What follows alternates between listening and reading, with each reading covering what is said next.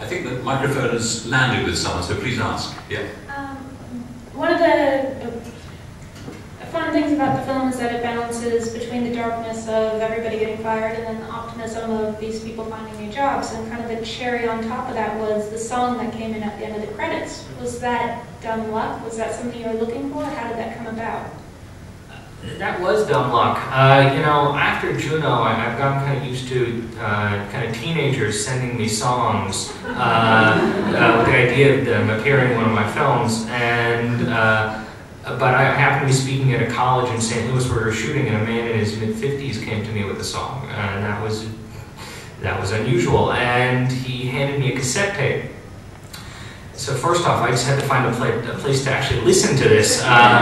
We found a car with a cassette deck, and I really was ready for something ridiculous, and instead on came this voice, which is in the credits now, and he had introduced himself, explained how he had lost his job after being there for, I don't know, a decade and a half, and he was now in the middle of his life, trying to figure out the purpose of his life. And he started singing a song that is not the greatest song ever written, but it's an authentic song.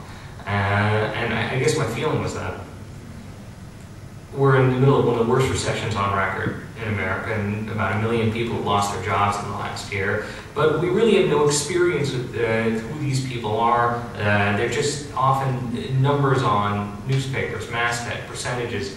And here was a guy who was able to sing very authentically about how he felt about it. And I thought, what a better tribute than to end the movie. And I knew halfway through listening to it, this is going to be in the credits. Yes? Hi there, Russ, Leicester Square TV. My question is, obviously, as we've just mentioned, unemployment features quite heavily in the film. I wondered if any of you had interesting experiences of being fired. You might want to share with us. I don't. I wish Melanie were here. She's got a great story. I don't know. I worked as an air conditioning technician for Fedders and Emerson Quiet Cool air conditioning units. And as a customer service representative who repaired air conditions over the phone, as much as I was able to tell them whether the BTUs was too large a unit for the space they were trying to cool, or whether... and I guess I was too chatty on the phone. I didn't get fired per se. They did want to demote me, take me off the phones and give me more of a clerical position, but I just shortened the chat. One of the pleasures, stroke sadnesses in the movie are the lots of little interviews that you conduct, or that are conducted by you and Clooney with, apparently, now, some of them are actually real people, and how does that done? Because I certainly didn't recognise J.K. Simmons, of course, but there are a lot of the people I didn't recognise. Were they authentic fireys, if that's the right word? When I started writing the screenplay 7 years ago, the economy in America was very different. We were basically at the tail end of an economic boom, and I decided to write a corporate satire about a man who fired people for a living, and I wrote comedic scenes in which people lost their jobs. And by the time it came to shoot this film, it just wasn't funny anymore, and I couldn't go about shooting these scenes as written. And we were scouting in St. Louis and Detroit, and the idea just came to me that we should try to use real people. So we put an ad out in the newspaper in the Help Wanted section saying, we're making a documentary about job loss, and we're looking for people who would, go on camera and talk about their experience. We got an overwhelming amount of response, and we brought in 100 people, and 25 are in the finished film. So outside of the people you recognize, like J.K. Simmons and Zach Galifianakis and Tamala Jones, everyone else who loses their jobs in this movie is a real person who came in and sat down at a table with an interviewer, and for about 10 minutes answered questions about what it's like to lose your job in an economy where really there's nothing available, and you have to consider some very dire decisions.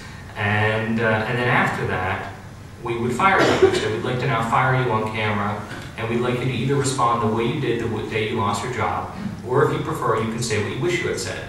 And this would turn into improv scenes in which they would pelt our interviewer with all sorts of questions that he did not know the answer to, about their severance, about why they lost their job instead of Jeff, and it just went on. And some people were really angry, some people got emotional and cried, some people were very funny, and I'm so grateful for their participation in the film, because I could have never written the type of things that they said.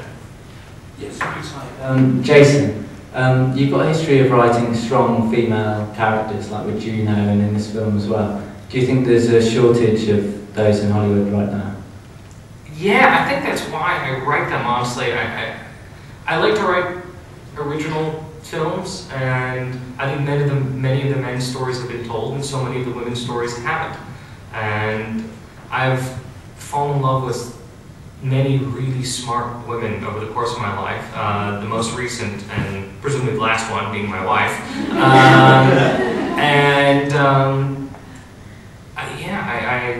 I just really, I enjoy it, and I enjoy spending time with my wife talking about these scenes. The best scene I've ever written, I only wrote half of, and it's the scene in this movie where Vera and Anna talk about what they look for in a man at each of their ages, and the only way I could write that is I asked my wife to have a conversation with herself at 18 about what she looked for in a man. So everything that they say is true to her, which breaks her heart every time she watches it with an audience, because they basically laugh at her for 5 minutes. But no, I enjoy writing for women, and I enjoy working with great actresses, and I've just been very fortunate. I've made 3 movies now, and throughout all of them, from Maria Bello on Thank You for Smoking, and then with Ellen and Jennifer on Juno, and then not only Anna and Vera, but also Amy Morton and Melanie Lynskey. I've just been surrounded by great women actresses that I just hope I can work with more and more. Anna, can I hope you're not going to say it was all in the script, but the wonderful scene where you go to pieces in the airport after receiving text message about your boyfriend. Tell us a bit about preparation. I mean, was it all written down, or how much of it was you doing it there on the day, instructing yourself? You mean in terms of the crying? Just the Yes, I mean, it's a wonderful, funny, but extremely funny, I think, but maybe slightly sad scene. I don't know. I don't really remember what was in the script exactly, other than that she just starts crying. And I knew that, like so many of the scenes that in some ways are really heartbreaking for me and for Natalie, and there's almost a desire to kind of play it really heartbreaking and really unfunny. I think I knew it was supposed to be funny, but that it couldn't really be funny for me.